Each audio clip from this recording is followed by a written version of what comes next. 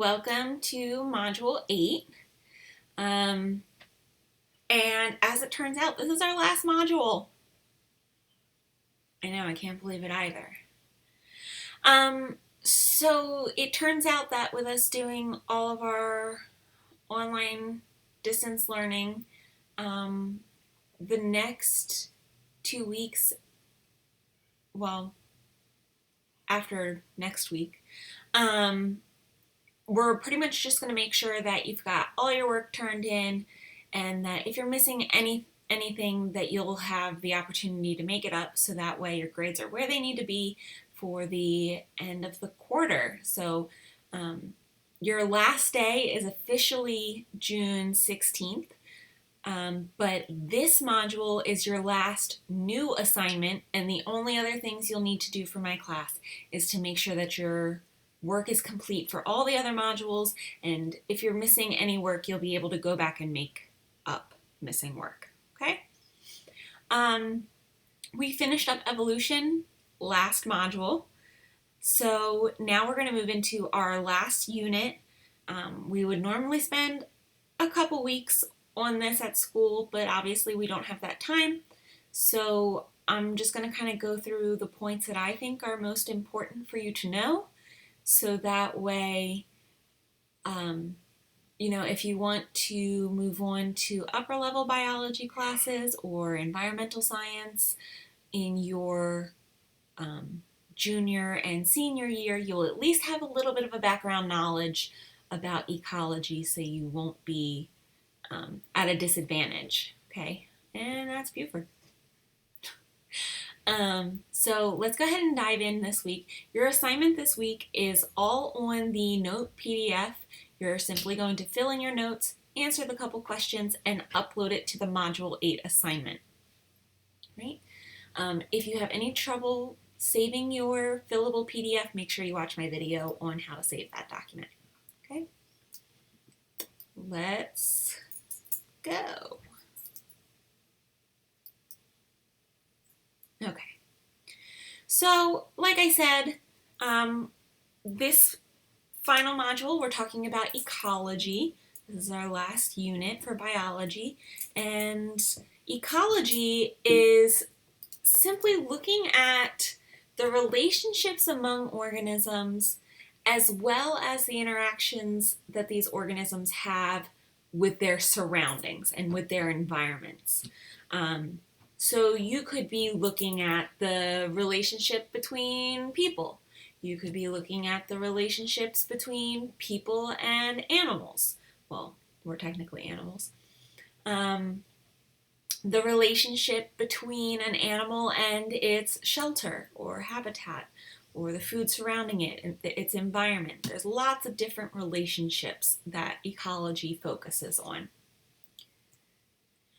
And when we talk about these relationships, we call them symbiotic relationships. Symbiotic.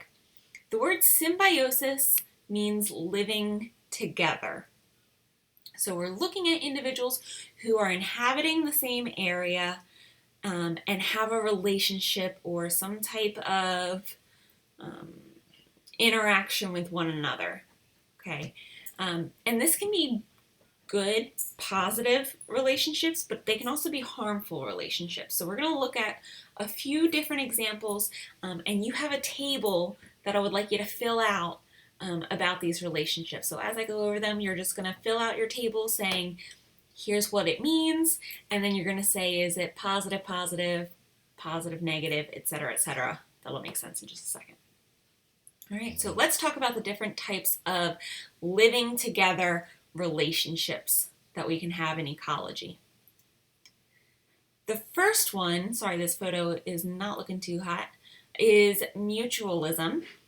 And this is when both species are going to benefit from the relationship. So it's kind of like a I scratch your back, you scratch my back situation. This photo here is showing you a bee, which is benefiting from the pollen of the flower. Okay, and it's going to consume the nectar of this flower. As it consumes the nectar, the pollen actually gets caught in its little hairs that are on the bumblebee. And, well, I don't really know how else to say it, but pollen is essentially the plant version of sperm. And what happens is this bee here is going to get his fill of nectar, and then he's going to go to another flower and consume the nectar that's there. And when he does that, the pollen, or the plant sperm, that was on his head from the flower before will then pollinate or fertilize the next flower that he goes to. And he's going to continue to spread that pollen from flower to flower so that the flowers can reproduce. So in other words, this is going to be positive because the bee is getting food and the flower is going to be getting fertilized so that it can reproduce. Right? So it's a win-win situation. The next type is called commensalism. I know it's a strange word. Commensalism. This is a scenario where one individual is going to benefit. The other individual, doesn't really matter. Doesn't harm them, doesn't benefit them. It just is. So one good example is sea turtles often have algae growth on their shells. And it benefits the algae because the algae then has a habitat. It has a place to live. The turtle, it doesn't help the turtle, but it doesn't harm the turtle either. So that's commensalism. The algae's benefiting, but the turtle is just kind of like, meh, right? So it's a positive nothing relationship, or plus zero. After commensalism, we have parasitism. I'm sure we've heard the term parasite before, especially when it comes to like ticks and fleas, which are definitely parasites. Parasites mean that one individual is going to benefit and the other individual is going to be harmed or hurt from this reaction. So, for example, when we talk about ticks, the animal that's having its blood drawn from the tick is being harmed, where the tick is getting a meal out of it. Here's an example you might not be as familiar with in this photo here. This is not part of the tree. This is actually a different organism growing off that tree. I'll give you a hint. People kiss under this, and there's songs about it in December. This is mistletoe, and mistletoe is actually a parasite, so it's really not that romantic to kiss under the mistletoe. What happens is mistletoe is going to root itself into the branches of this tree. It's going to dig its own roots into the root system of the tree, and it's going to steal all the tree's nourishment for itself. Rude. So here's where the mistletoe is benefiting because it's just stealing food from the tree. It doesn't have to do any work. Whereas the tree is being harmed because it's doing all this work to get nourishment and the mistletoe is just stealing it. No bueno.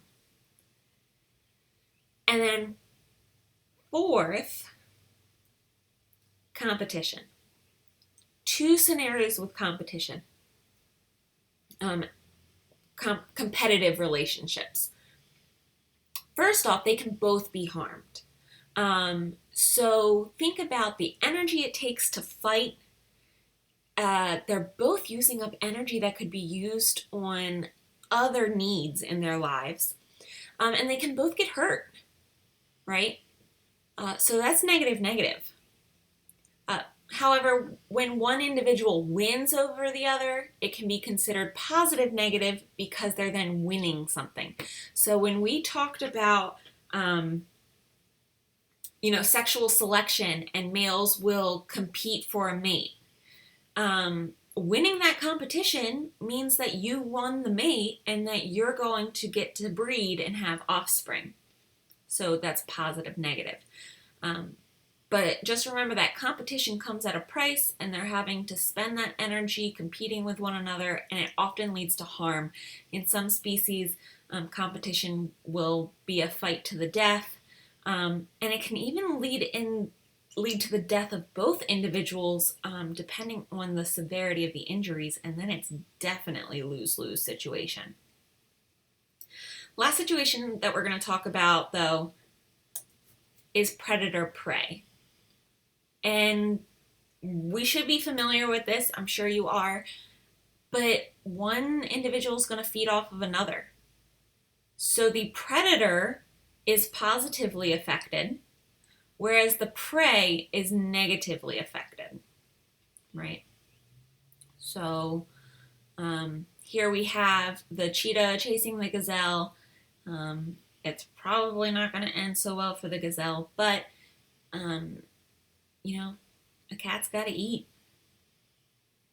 So this is the kind of relationship that we're going to focus on for the rest of the unit, or I guess I should say presentation, because we're not really going through a whole unit. Sad face. So let's talk about predator-prey in ecology. Okay, so first in ecology, we've talked about relationships.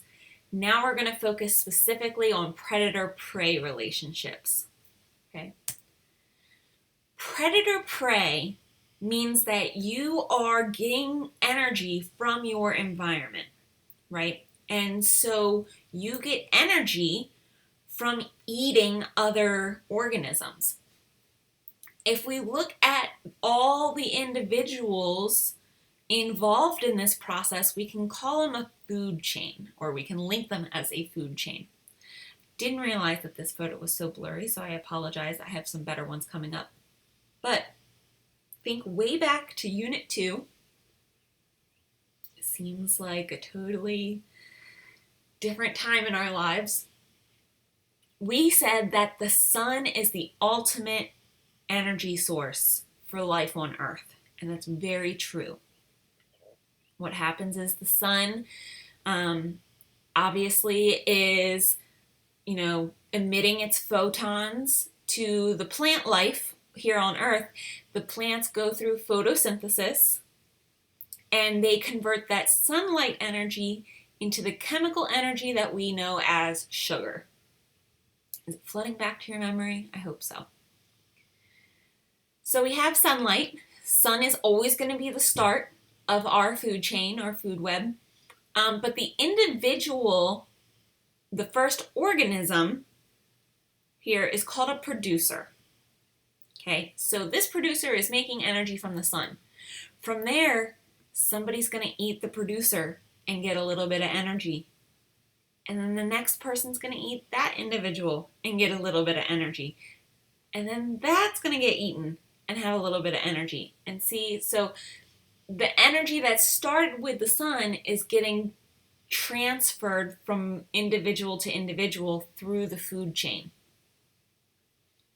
If we link multiple food chains together, that's when we get a food web. And we can organize these by levels. Let me move this out of the way. So the first level is going to be producers and decomposers. So the things that use sunlight and the things that can break down dead matter, worms, mushrooms, things like that. But mostly for producers is what we're looking at. We're focusing on fruits, vegetables, trees, grasses, anything like that. The individual that eats a producer is called a primary consumer. So primary, think of number one. So they're the first eating individual. The individual that eats the first consumer is called the secondary consumer. The individual that eats the secondary consumer is then the tertiary consumer, etc., etc. So they are numbered based off of who is before them in the food chain, okay? So if there's one step in front of them, they are the first consumer. If there's two levels in front of them, they are the secondary consumer. And finally, you can see here there's 3 steps in front of them or below them. They are the tertiary or third consumer. Okay. So this is the basic, what we call trophic level layout of any food chain or food web. We're always going to start with a producer, some type of plant. We're going to have a consumer who eats the producer, and they are the first ones who is eating, so they're primary. The second one to eat is the secondary consumer. The third one to eat is the tertiary.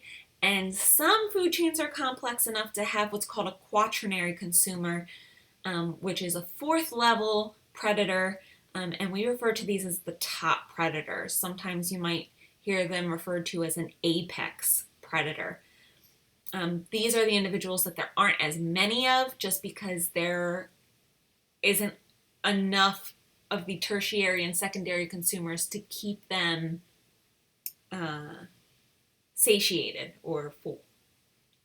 All right, so let's practice at looking at who's primary, who's tertiary, who's producer, who's secondary, etc., etc. In other words, analyzing a food web. Here we go. This one is nice and organized for us. Not all food webs look this nice and organized. So if we start out on this side, we can see our producers. If you eat a producer, you are a primary consumer. See, number one. So primary consumer. If you eat a primary consumer, you're a secondary consumer. However, just because in some chains you're a primary consumer, you could be a secondary consumer in other chains, right? Think about yourself. I'm sure you probably eat fruits and vegetables, right? Which makes you a primary consumer. But then I'm sure there's probably also instances that you might eat something like fish or chicken. And that means we're eating a consumer, which puts us higher up in the levels. We could be secondary consumers or tertiary consumers based on how many of our consumers have eaten other individuals. I hope that makes sense. Okay, so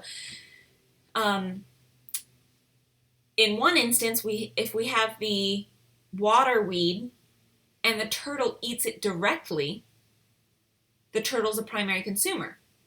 However, if the slug eats the water weed, which is then eaten by the turtle then becomes a secondary consumer. And then finally here, we've got an example where we've got a tertiary consumer right here. So if we went waterweed, fly, dragonfly, frog, and then we can even have a quaternary if we went fly, dragonfly, frog, snake. Okay, or algae,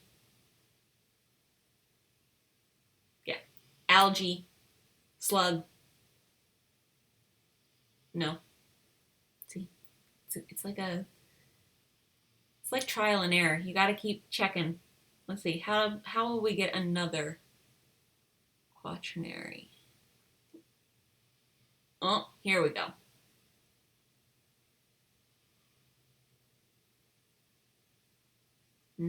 Okay, waterweed, fly, dragonfly, frog, kingfisher.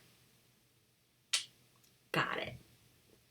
All right, so it's kind of a bit of trial and error, but really you just have to follow all the arrows and count how many individuals are before them.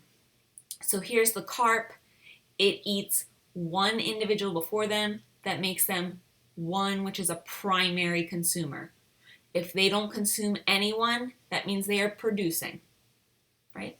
So if we look at the trout eats the prawn eats the algae. That means that before the trout, there are two other organisms, which makes it a secondary consumer. So here's one last example. If we are looking for the producers, that's going to be any type of plant, so leaves and grass. If they only have one individual before them, they're going to be a primary consumer. So for example, the grasshopper only has grass in front of it, so that makes the grasshopper primary. The rabbit, primary. Caterpillar, primary. From there, count how many individuals are then before them in the next level. So for example, the snake has 2 individuals in this example, which makes him secondary consumer. And this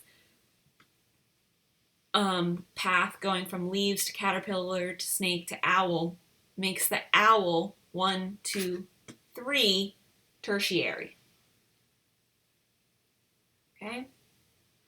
So I'm going to include some of these examples on your note sheet, and I just want you to have a little bit of practice interpreting food webs and figuring out what level of consumption or trophic level are certain individuals. Okay, so you're going to practice, is this a producer? Is this primary, secondary, etc., etc.? Okay? And then once you have filled out your Module 8 worksheet, you will upload that to It's Learning. So make sure that when you fill in your document, you save that document and upload it to It's Learning so that I can get it graded. If you have any questions or concerns, make sure you reach out to me through email, Remind, or the It's Learning chat. And even though this is our last module with new info, I still will have a video for you next week just to kind of wrap up the rest of the year and kind of bring our class to a close. All right? That's it for everything I've got for you guys. See you next week.